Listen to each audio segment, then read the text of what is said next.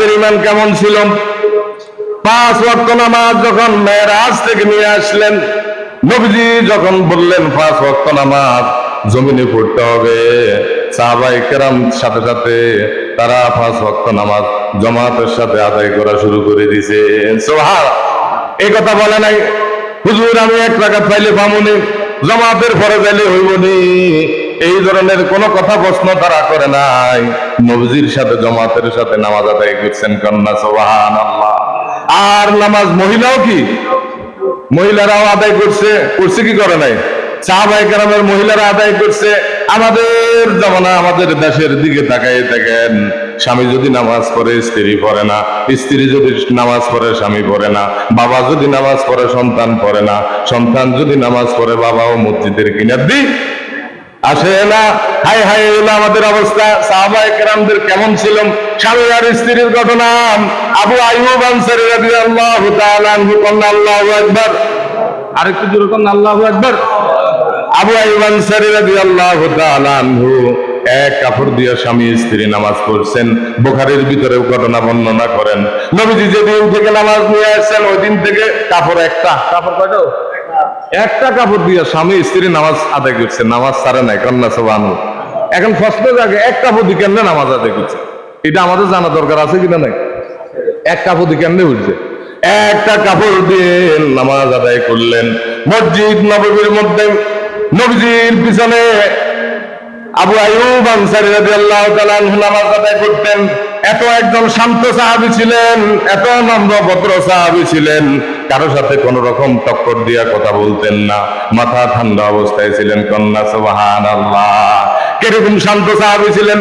কিন্তু নামাজ পড়ার পরে নবীজি যখন সালাম ফিরাইতেন, আবু আইয়ুব আনসারী দৌড় দিতেন। কি দিতেন? আপনারা ঘটনা জানেন, দৌড় দিতেন। সাহাবায়ে কেরাম প্রশ্ন করলেন, ইয়া রাসূলুল্লাহ, এই সাহাবী তো এইভাবে দৌড় দেয়, ঘটনা কি? তারা বিভিন্ন রকমের পরামর্শ এরকম গীবত করা শুরু করে দিল।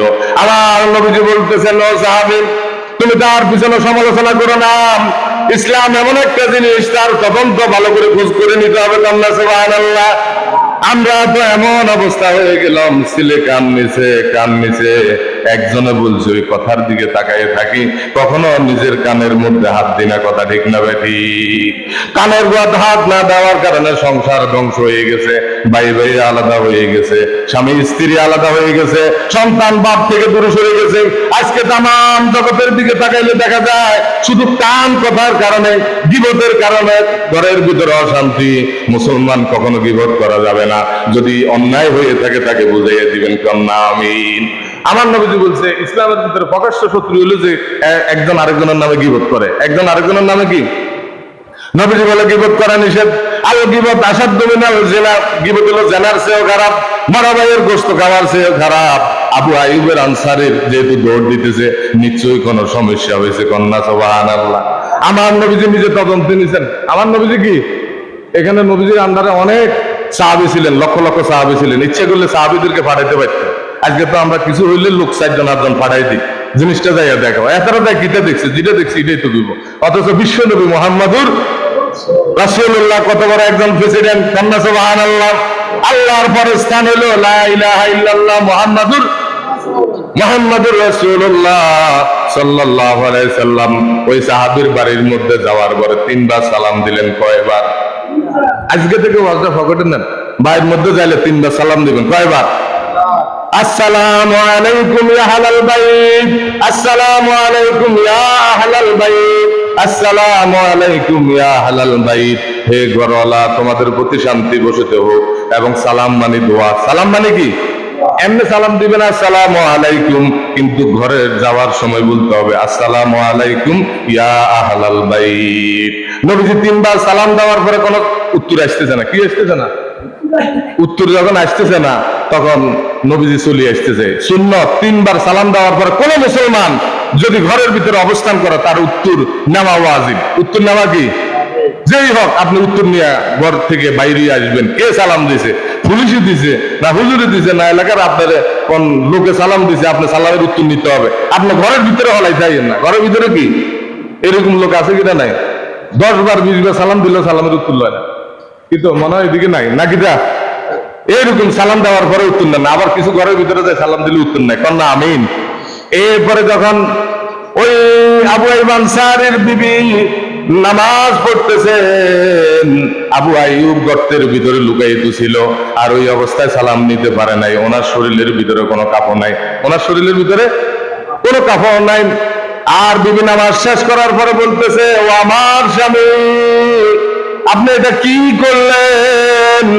যে নবীকে না বানাইলে আসমান আর জমিন কোনো কিছু সৃষ্টি করতো না, ওই নবীজি আজকে আপনার ঘরের সামনে আসলো, আপনাকে 3 বার সালাম দিল, আপনি সালামের উত্তর দিলেন না।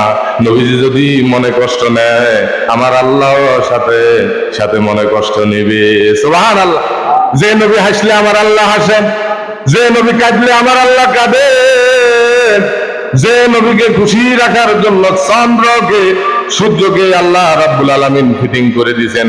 চাঁদ এই যে আজকে আলো দিতেছে, সূর্য আলো দেয়, চাঁদ আছে কিনা নাই বলেন?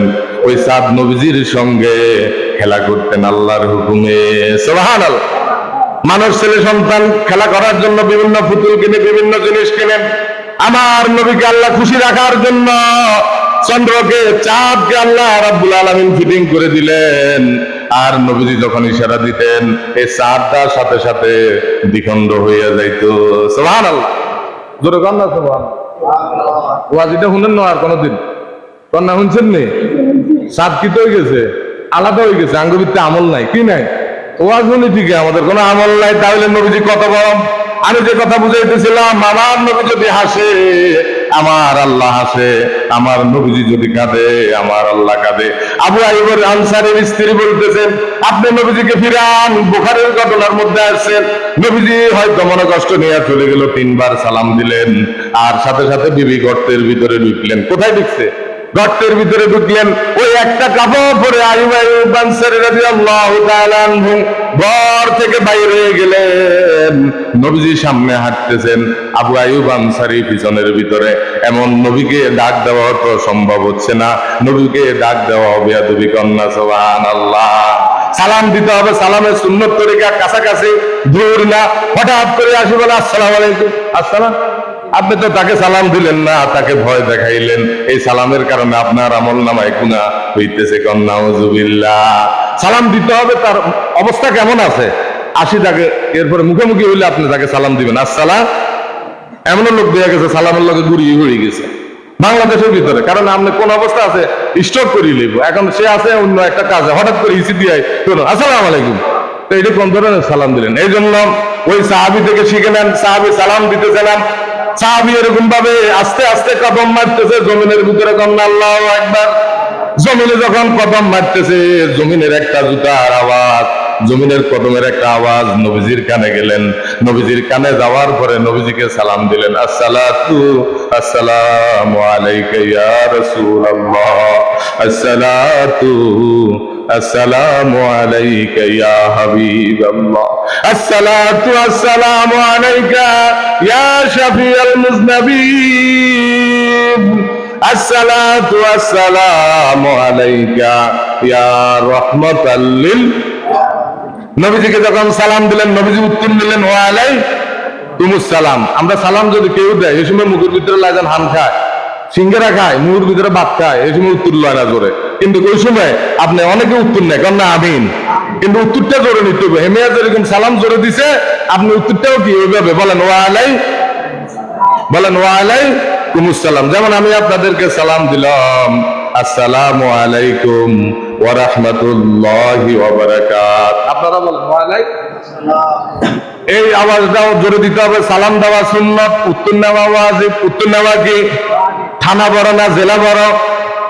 জেলা বড় মুসলমান, জেলার পরে ডিস্ট্রিক্ট বড়, ডিস্ট্রিক্টের পরে দেশ বড়। তাহলে থানা হইলো ছোট, ইউনিয়ন হইলো ছোট, সালাম দেওয়া হইলো সুন্নত, কিন্তু আপনি নেওয়াটা হইলো ওয়াজিব। সুবহানাল্লাহ। তাহলে নবীজি বললেন, কেন সালামের উত্তর নিলাম? ওই আইয়ুব আনসারী রাদিয়াল্লাহু তাআলা আনহু বললেন, ইয়া রাসূলুল্লাহ, মেরাজ থেকে যেদিন আপনি নামাজ নিয়ে আসলেন, 5 ওয়াক্ত নামাজ, কয় ওয়াক্ত? সর্বপ্রথম তো 50 ওয়াক্ত রাজি হয়েছে, জানেন, কমাইতে কমাইতে কমাইতে কমাইতে কমাইতে কমাইতে লাস্টে মুসা আলাইহিস সালাম বলছে, এর পরও আপনার উম্মতেরা হাইতো না 5 ওয়াক্ত। ঠিক, আজকে তো 5 ওয়াক্ত আমাদের খবর নাই। তখন নবীজি বলছে আমার শরম লাগতেছে আল্লাহর কাছে যাইতে। তো আরো কমান, আপনার উম্মতেরা কি পারতো না? আপনার উম্মতেরা পারতো না। নবীজি বলে আমি পারবো না। আল্লাহর কাছে যখন গেলেন, আল্লাহ মনের অবস্থা জানেন। আল্লাহ সাথে সাথে বললেন, ও আমার বন্ধু, আপনি কিসের জন্য আসছেন আমি জানি। আমি তো সর্বপ্রথম 50 ওয়াক্ত দিলাম। আমার নাম হলো রহমান, আমার নাম হলো রহিম। এই 5 ওয়াক্ত নামাজের কথা জমিনের মধ্যে গায়া বলে দেন, কার আল্লাহু আকবার। এই নামাজ 5 ওয়াক্ত যদি জমিনের ভিতরে কেউ পড়ে, 50 ওয়াক্ত নামাজের সওয়াব আমি আল্লাহ রাব্বুল আলামিন বান্দা বান্দির আমল নামায় লিখে দিব। কত বড় সুযোগ আমাদেরকে দিলেন। পড়লাম 5 ওয়াক্ত, দিব কত ওয়াক্ত? 50 ওয়াক্ত রোজা রাখবেন, 30টা দিব, ফজরে 365 দিনের সওয়াব। ও মুসলমান, বছরে একবার যাকাত দিবেন, যাকাত আদায় হয়ে যাবে। হজ যদি ফরজ হয় একবার জীবনে, কয়বার? একবার। তাহলে মুসলমান, আমাদের জন্য আল্লাহ কত সহজ করলেন। আর নবীজিকে বলতেছেন, ও নবীজি, আপনাকে আমি মেরাজে নিয়ে আসলাম। আমি আল্লাহর বাড়িঘর সব কিছু দেখলেন, জান্নাত জাহান্নাম দেখলেন। নবীজি আরশের খুঁটি ধরে পায়া ধরে এরকম ভাবে কাঁদতেছেন, ও আল্লাহ,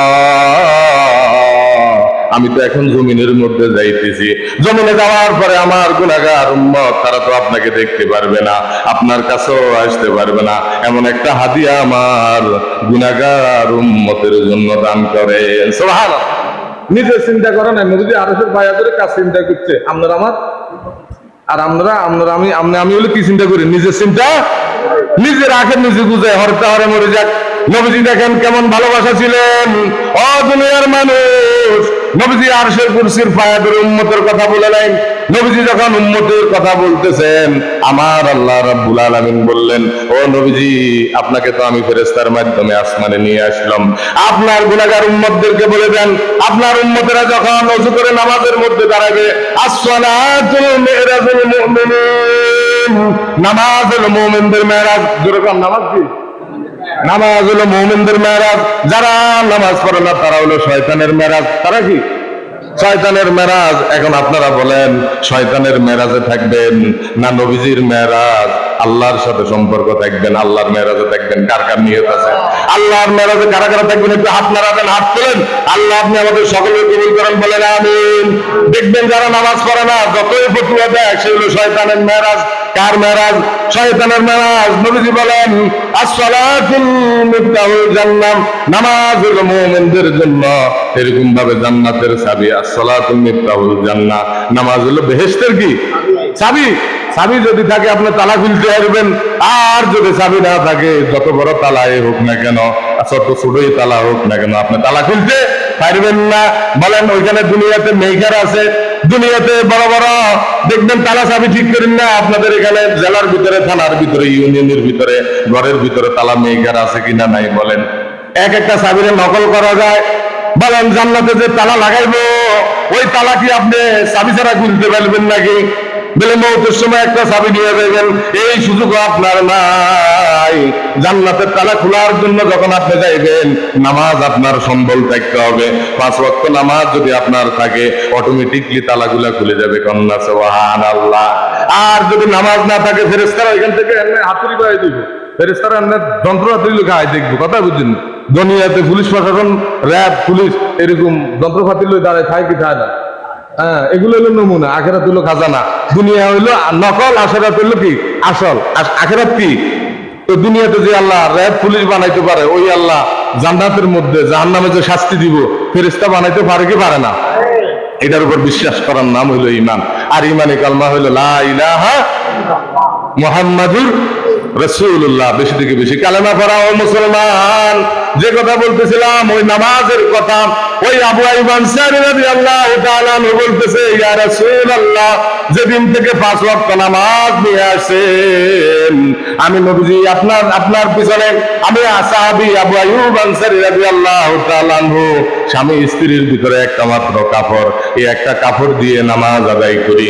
একটা গর্ত বানাইলাম, ওই গর্তের ভিতরে বিবিকে রাইখা আপনার নবীজির পিছনে মসজিদ নববীতে নামাজ আদায় করি। নামাজ শেষ করার পরে দৌড় দিয়া ঘরের ভিতরে যাই।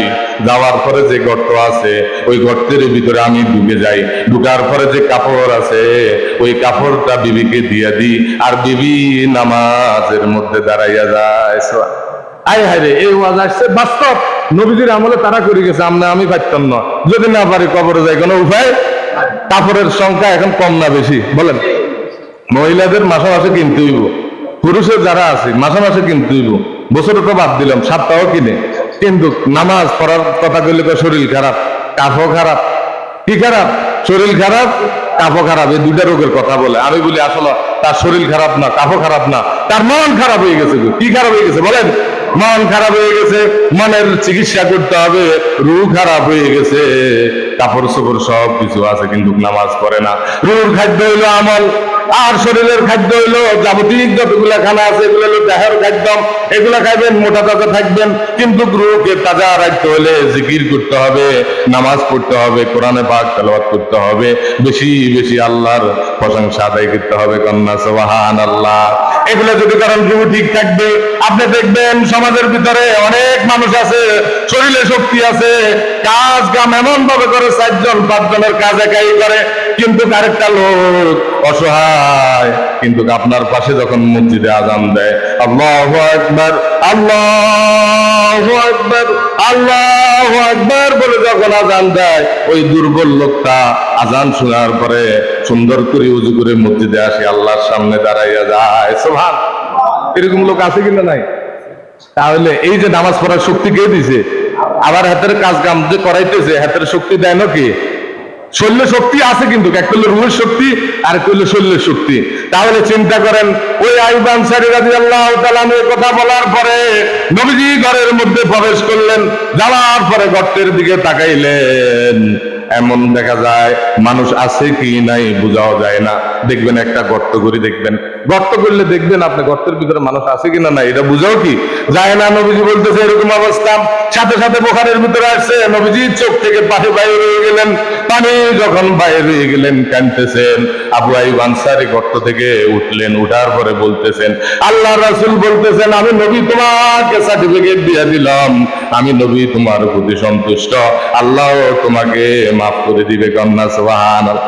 তোমার জন্য জান্নাত ওয়াজিব হয়ে গেছে, তোমার জন্য জান্নাত কি ওয়াজিব হয়ে গেছে। তাইলে কাপড় একটা দিয়ে তারা স্বামী স্ত্রী নামাজ কখনো কি ছাড়ে নাই। আজকে আমাদের শত শত কাপড় চোপড় আছে, মা বোনেরা নামাজ পড়ার জন্য বললে ফোলানি আসাদ করে দিছে, কাপড় চোপড় ভরে গেছে।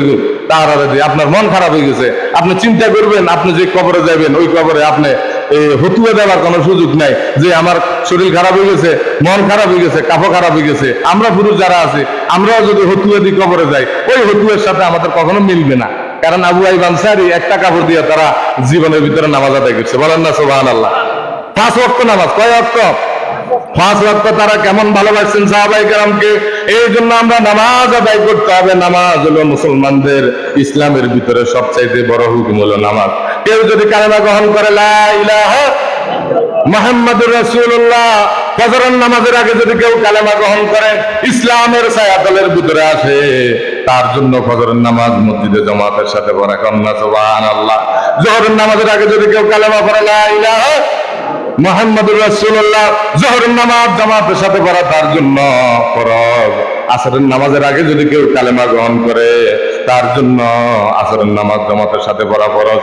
মাগরিবের আগে যদি কেউ কালেমা গ্রহণ করে, ইসলাম কি বলে দেখেন, মাগরিবের নামাজের আগে কালেমা যদি কেউ গ্রহণ করে, মাগরিবের নামাজ জামাতের সাথে তার পড়া ফরজ। কন্যা সুবহানাল্লাহ। এশার নামাজ যদি কেউ জামাতের সাথে, এরকম এশার নামাজের আগে যদি কেউ ইসলামের ছায়াতলে আসে, লা ইলাহা ইল্লাল্লাহ মুহাম্মাদুর রাসূলুল্লাহ, তার এশার নামাজ জামাতের সাথে পড়া ফরজ। সুবহানাল্লাহ। কার কার নিয়ত আছে 5 ওয়াক্ত নামাজ পড়ার? হাত তোলেন না, আল্লাহ আমাদের কবুল করুক, বলেন আমিন।